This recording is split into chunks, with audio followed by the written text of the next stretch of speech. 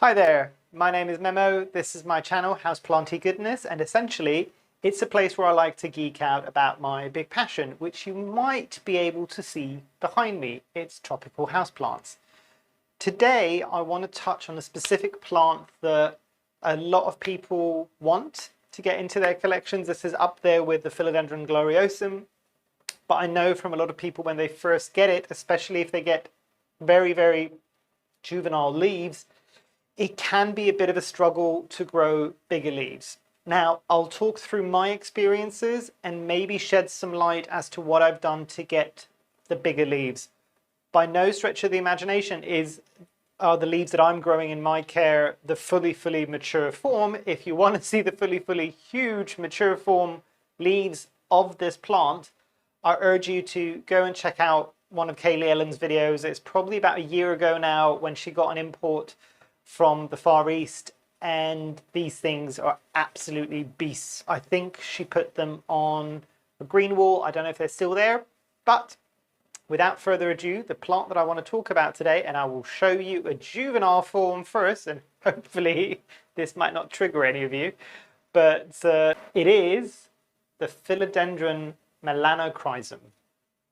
So you might be able to see in front of me what the juvenile form of this philodendron is. And me just looking at it, I'm doing the usual thing when I do on most of my videos, when I pick up a plant and just go, ooh, opportunity to look for pests.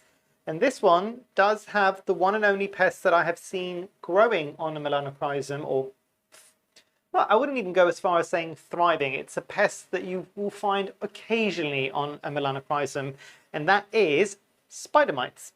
So this needs to be treated for spider mites very quickly. It's not got a very severe infestation. From what I can see, it's limited to the one leaf, and for people that are used to kind of looking at pests, obviously just looking at the front of the leaf, so there's absolutely no pests on the front of this leaf, it's all at the back. So just always make sure that if you're just checking the front of the leaves, flip them over, because sometimes the pests will be hiding under a leaf. Now let me bring this in a bit closer and you might be able to see. So you can see that it's got quite a dark foliage, it's velvety in touch, and it's got more pronounced midrib to the leaf. It will grow up something if you give it a pole to climb up on, and I will come back to that in a minute. I am growing this one in Lechuza pond, with a water reservoir at the bottom. And this is a propagation, this is a cutting that I took from my Melanochrysum a while back, probably a good 3 or 4 months back now, when I was doing my giveaway on my Instagram. And this was one of the few cuttings that I kept back. The other cutting went to the giveaway winner. But this plant hasn't really grown much bigger than what it was. It is growing. It is a slow grower. At least this one has been in my experience. I will talk about my more mature form in just a moment. But yeah, overall, this is a plant that people were shocked by, the mature form of this one. I've also had in household humidity above a radiator, so not a huge problem when it comes to humidity. At least in my experience, your conditions might be different than mine. But regular household humidity for me, even above a radiator, means that this plant did okay. Didn't thrive necessarily, but it did okay. Now let me pick up the mature specimen that I have and you will see the difference between the two. Okay, so this is the more mature specimen of the Melanochrysum. And I'll bring this one in a bit closer so you can see this one as well. So you can see that leaf is almost to the size of my head. Yes, it could be a lot bigger, and as I said, go and check out Kaylee Ellen's video. But very cool. You might be able to see that it is on my usual janky support stick. Now, this is in a terracotta pot. This is in my light airy aroid soil mix, and it is growing very happily, as you might be able to tell by, let me bring this in a bit closer, you might be able to tell there by the sheer volume of aerial roots. And just to kind of clarify on this one, I will put it down because it is considerably heavy, so give me a second. So now that that is down, It's surprising how heavy terracotta pots can be at times, and that one hasn't just been watered. Again, I did great. I didn't water something just before I brought it out to show you. Winning in life. But the one thing I will say is I'm still at a bit of a loss as to why that one is maturing as much as it is in relation to others, in relation to, for instance, the juvenile form that you've seen, because that's taken months and it hasn't grown much. The other one, the mature form, will always bring out more and more mature leaves. The mature form has also been chopped back about 3 or 4 times now. Otherwise, it probably would have been double the height that it is. And at the moment, it's probably sitting at about 1.5 meters, maybe a meter, just between 1.5 meters and 1 meter.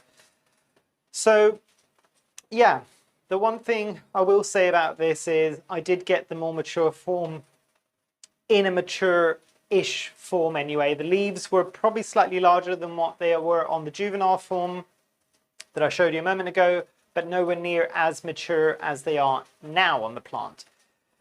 What I might be able to deduct by all of this is it definitely needs some support to climb up, and as with most things that could potentially trail, they will have smaller leaves if they trail or if they've not got any support. If they do have something to wrap their aerial roots around, and I will be doing a video on using a plank rather than a support stick or even a moss pole.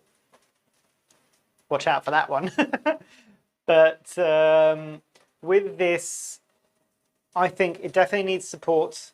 The one thing I have seen now, and I think a lot of the people that maybe struggle, and please, please, please do drop a comment down below and let me know your experiences if this is different.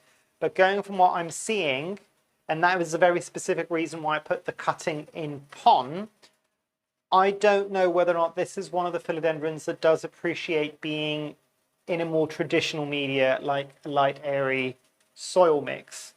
Even though technically my light airy mix doesn't have any soil in it. It's cocoa coir, or coconut husk. But I think that might be just it, basically. It might be the situation that that plant needs to be, and I'm pointing down because that's where it is at the moment, it's on the ground. That plant would appreciate being in a soil mixture more so than it would be pon. I am going just on my experiences on here. I haven't done any true experimentation. I haven't got 3 or 4 in soil or 3 or 4 in pond to see how it goes. But that might be one of the reasons. Another one that I found does do okay in pond, but does do better in soil is the Philodendron verrucosum. And the one thing that I will say about both of these philodendron is out of a lot of the philodendron that I will grow, and you can see around me there are quite a few, these 2 philodendron have got slightly thinner roots than other philodendrons. So maybe that's why they need a soil that will keep that moisture in for a bit longer. With my mature form Melanochrysum, I will never let it go fully dry. I will always water it just as it's approaching dry, and it seems to be really happy. That one does throw a bit of a hissy fit if it's been overwatered, so it's a bit of a balancing act there altogether. The other thing to be aware of is when the new leaf comes in, it comes in a bit of a goldy, coppery tone. And that, to me, kind of links into the naming of the Melanochrysum, because if it's linking, or if it's essentially being derived from either Latin or ancient Greek, the Melano and the Chrysum, so melanon means something that is dark or a darker form, so the darker leaves.